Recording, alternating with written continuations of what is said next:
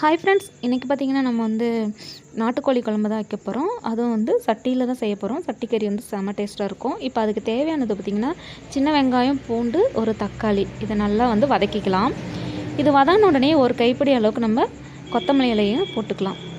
போட்டுட்டு அதையும் நல்லா வதக்கிக்கலாம்.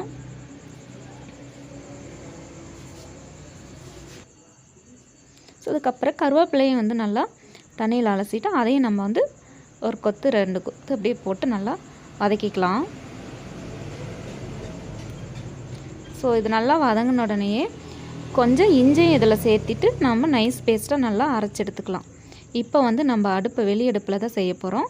ஸோ அடுப்பு நல்லா நல்லா ரெடி பண்ணிவிட்டு அதுக்கப்புறமே சட்டி நல்லா காய வச்சுக்கணும். காய வச்சுட்டு எண்ணெய் ஊற்றிக்கலாம். கறி பாருங்கள், நாட்டுக்கோழியை நல்லா மஞ்சத்தூள் போட்டு வாஷ் பண்ணி எடுத்து வச்சுருக்கிறேன். இப்போ எண்ணெயும் காஞ்சிடுச்சு. ஸோ கடுகு போட்டுக்கலாம். இந்த மாதிரி சட்டியில் செய்யும் போது, விறகடுப்பில் செய்யும்போது செம்ம டேஸ்ட்டாக இருக்கும் ஃப்ரெண்ட்ஸ். கருவேப்பிலையும் சேர்த்திக்கலாம். அதுக்கப்புறமே கறியை சேர்த்திக்கலாம். அதுக்கு தேவையான அளவுக்கு நம்ம உப்பையும் சேர்த்திக்கிட்டு நல்லா இது பேர் இது ஆப்பன்னு சொல்லுவாங்க. ஆனால் இதில் கிண்டுறது கொஞ்சம் சிரமமாக இருக்குது. அதனால் நான் கரண்டியே யூஸ் பண்ணிக்கிறேன்.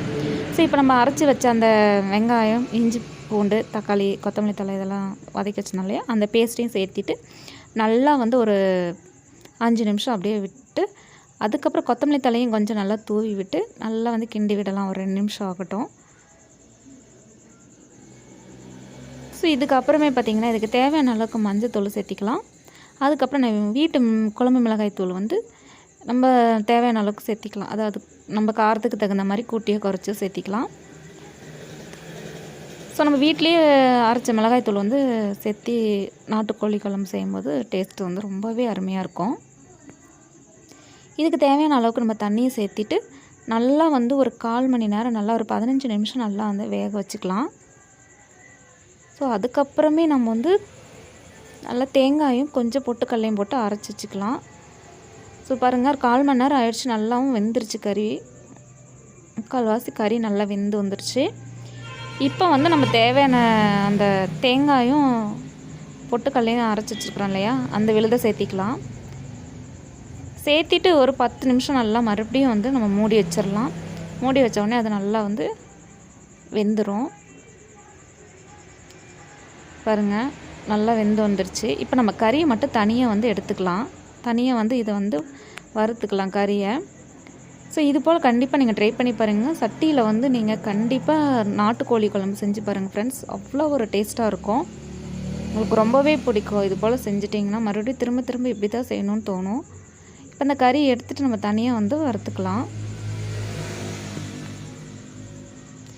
ஸோ நல்லா ஒரு வடைச்சட்டி வச்சு நல்லா எண்ணெயை ஊற்றிக்கலாம். எண்ணெய் காஞ்சோடனே கடுகு போட்டு அப்புறமே வெங்காயம் இதெல்லாம் சேர்த்திக்கலாம்.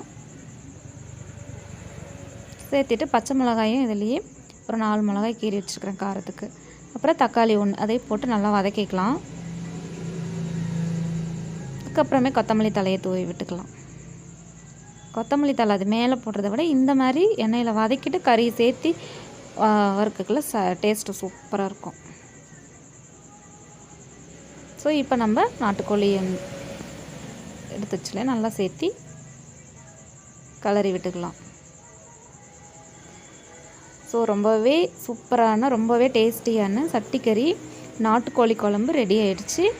ஓகே ஃப்ரெண்ட்ஸ், இது போல் நீங்கள் கண்டிப்பாக வீட்டில் ட்ரை பண்ணி பாருங்கள். ரொம்பவே அருமையாக இருக்கும். ஓகே ஃப்ரெண்ட்ஸ், இந்த வீடியோ பிடிச்சிருந்தா கண்டிப்பாக நம்மளோட சேனலை லைக் பண்ணுங்கள், ஷேர் பண்ணுங்கள். மறக்காமல் நம்மளோட சேனல் சப்ஸ்கிரைப் பண்ணிக்கோங்க.